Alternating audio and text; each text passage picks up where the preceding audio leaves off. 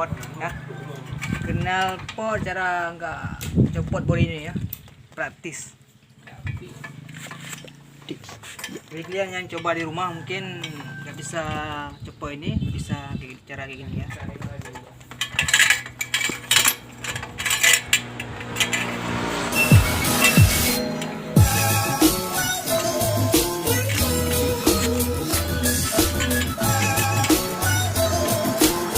Caranya bro.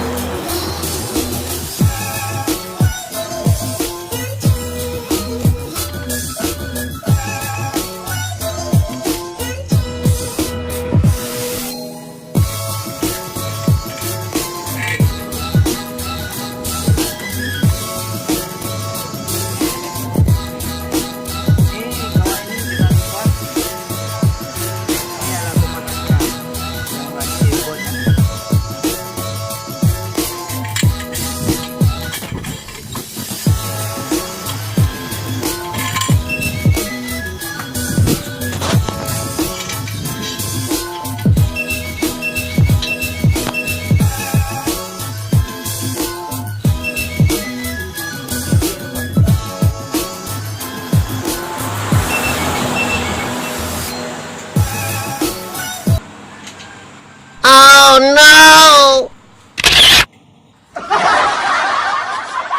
Akhirnya sudah terpasang knalpot M4 ya di kereta Yamaha R25. Cukup mudah ya, kalian kawan-kawan yang suka ganti knalpot gak ribet, gak kita copot bodinya ya, cuma bawahnya aja kita. Oke, jangan lupa like video saya, komen, mungkin mau tanya-tanya ya. Jangan lupa subscribe karena subscribe itu penting ya kan.